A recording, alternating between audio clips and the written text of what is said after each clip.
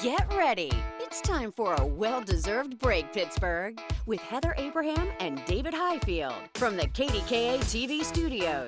It's Pittsburgh Today Live.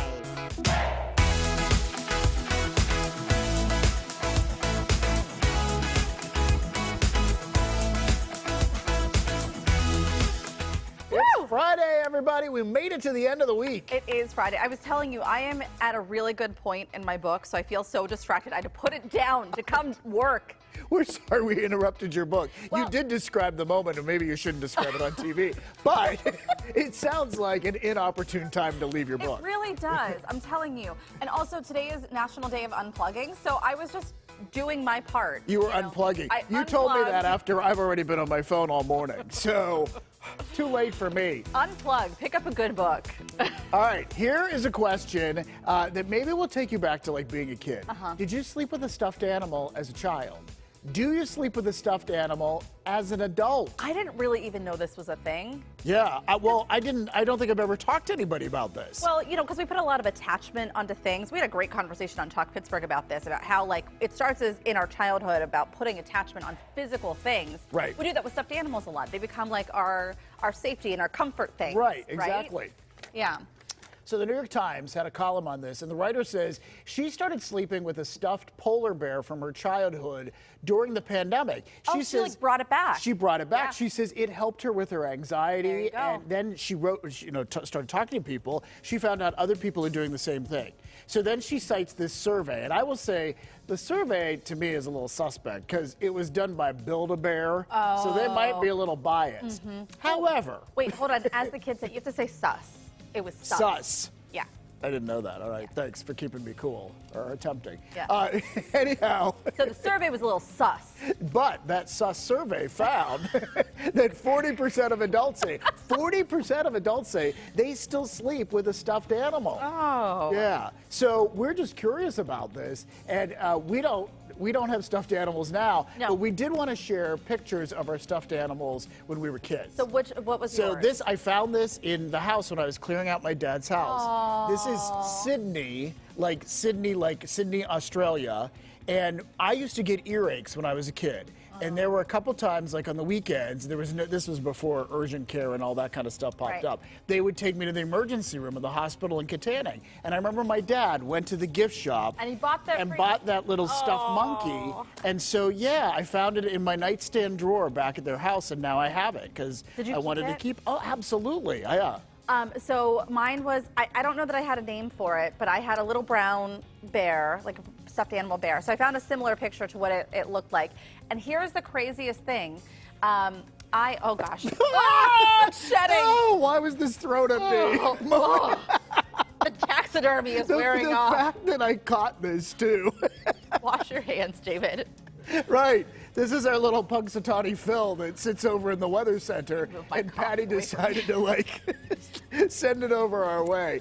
He's a stuffed little buddy for everybody in the weather center. Don't cuddle with this one though. If you ever come here, don't cuddle with that one. So our stuffed animal, my stuffed animal had been packed away. Hello, everybody. And when I pulled it out, it smelled like mildew. I tried to wash it, but I just had to get rid of it because it had.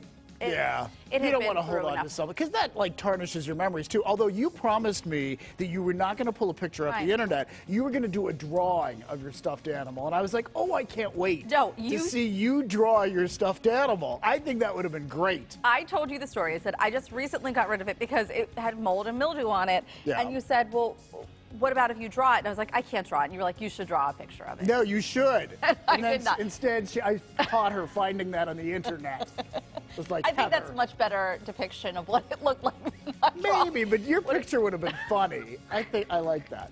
All right, speaking of sleep, a new study says, I can't talk with this. I know, put it Speaking down. of sleep, a new study says you can calm your heart and sleep better by listening to relaxing words while you sleep. I'm so curious about this. Page 6 reported on this. Yeah. And they said that this I don't know what to do with I this. don't know, but please, Just it's drop it. haunting me. All right. It was based on a study done in Switzerland. And these are like affirmations while Yeah. you're asleep. But what are they saying? What do the affirmations Well, say? I don't know. Positive words. But, you know, like, I have an You will app. get a good night's sleep I tonight. think like stuff something like that. I Yeah. think so because, like, I for a while, and I actually took it off my phone because it was costing me too much money. But I had, oh, do I have like fur from this? Oh, this is disgusting.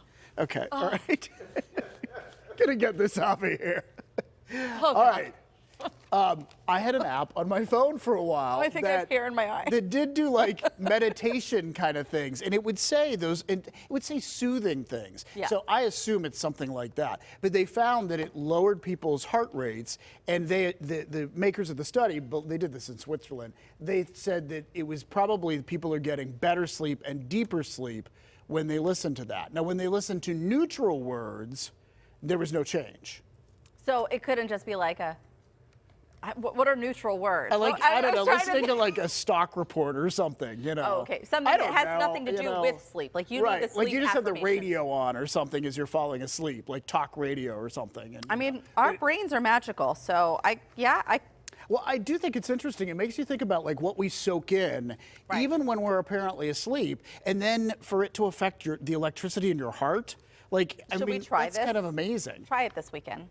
Okay, I don't know how where are we you- going to do it? How do we measure our heart rate? You don't have a watch?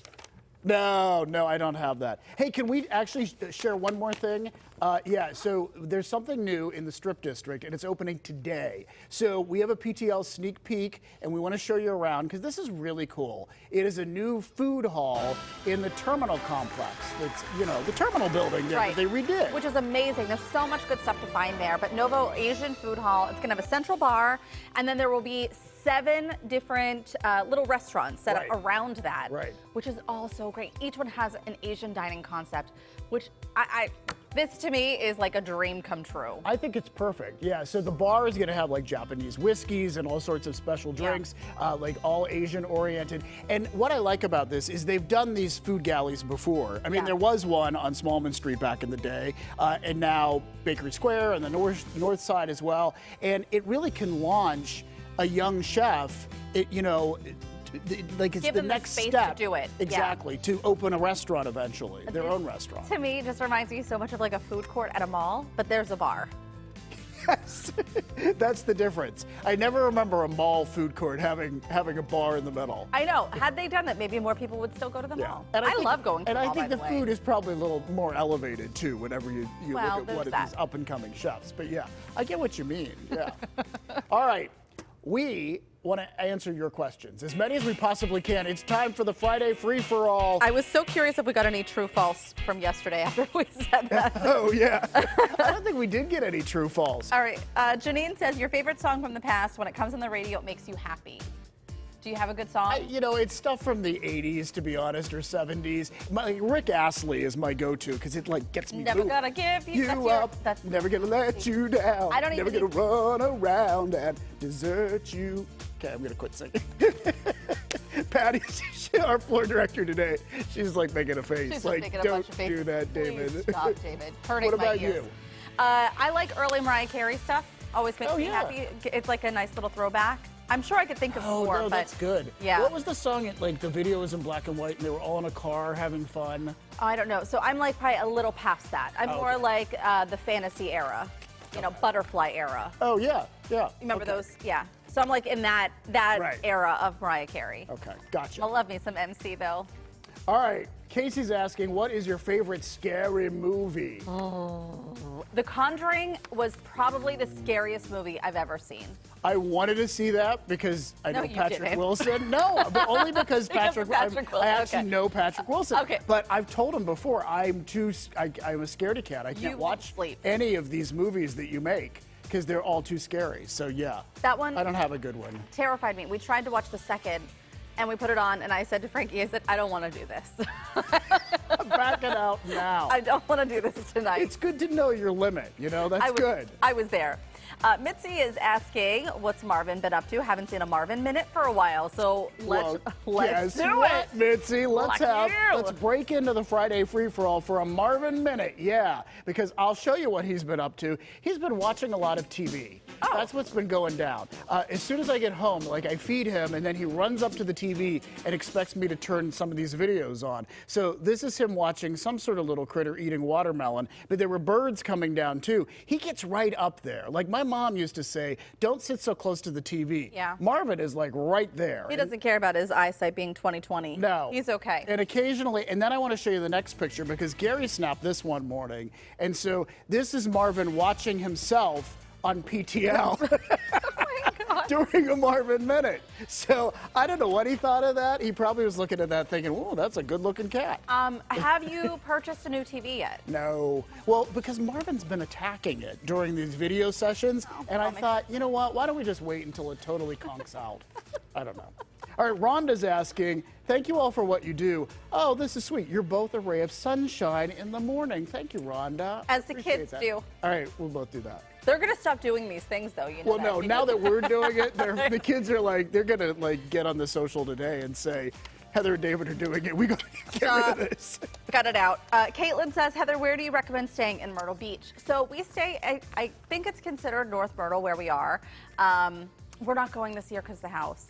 But we say one of Frankie's friends has a condo down there, so we've rented from him before. And it's so funny because I've told this before, but as soon as we get there, like the first year we went, there was someone who came up and she goes, you're on KDKA. And I was like, yes, I am. And they're from Pittsburgh. And we became friends with these three families that always vacation together from Pittsburgh. So I have been to Myrtle Beach, I think, once. And it was amazing, the number of Pittsburghers. It's like, I mean, holy cow. There's like some sort of like, what do they call it when you had a transfer, like a student from overseas come? International student. Right, yeah, something like, it's like that. Yeah. Like, you know, all of Pittsburgh has moved there. That's so fun. It's fun. Janine, another Janine, if you had a warning label, what would it say? Janine, interesting question. Feisty when hungry. Oh, okay. I think mine would have something to do with lack of sleep. Like, beware, only 4 hours sleep. Don't, you know, pester. I don't know. I have no idea. Have you been on 4 hours of sleep? Because that sounded like... I had 4 hours sleep last night. That's 2 nights this week with 4 hours sleep, so... Whew, random words are said with lack of sleep. I know. Who knows what's going to come out of our mouth? The words come, they go. Sleep, but stuff. That's probably about how much sense I'm making right now. All right, Anna's asking, would you tell one of your coworkers that they look terrible in a party outfit? Absolutely not. This seems very specific. Like, has Anna seen me in a party outfit or something? Like, what are you trying to say, Anna? Were we at a party together, Anna? Anna, I would just say that, I don't know, I try to be...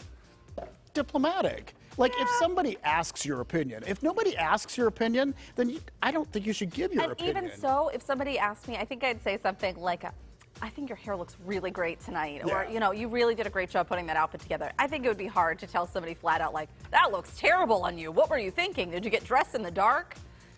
Right. Sometimes, okay, I'm going to quit talking now because I was about to get myself in trouble. Because the words and the lack of sleep. And the lack of sleep. All right, Paul is asking, oh, this is nice, Paul. Dave, you're the best dressed guy in Pittsburgh. Where do you shop? His closet. Yeah, it's... Because he's built it up over so long. I just keep buying suits. I've got an addiction to them, and then I can't get rid of the other suits because I think someday I will fit back into that suit. And anyhow, most of the time I do shop like Nordstrom and Heinz Healy here in Pittsburgh, but a lot of times I go shopping on vacation. Yeah. Like Gary's off doing something, and I'm unattended. You go shopping. I go shopping. You know, you really should get rid of the suits that don't fit you anymore. Really? Donate them. I use them as like encouragement. No, I just did this. It was so freeing to say, you know what? I'm not going to be this any longer, and that's okay. Like, I'm not going to be 25 anymore either when I bought that. So it's okay to, like, move past it. I probably need to make some space anyway for new suits. For new suits! Thank you so much for asking. All right, next question. Mona says, will you have an audience at the home show? Oh, we wish we could. I know. That was so much fun when we were able to do that. And logistically, it's just become too difficult to do that. However, I will just say that we hope to have something in the future where we do have an audience. I won't say anything more than that. And maybe you should be watching the home show next Friday. Yeah, because we might reveal more about it. We're not real sure yet, but we, if we say we're it out trying loud. to put it all together. Yeah, we're trying to manifest it right now. But Mona, thank you for the question. Thank everybody thank all of you for the questions. You're going to have to help me through this hour. Coming up.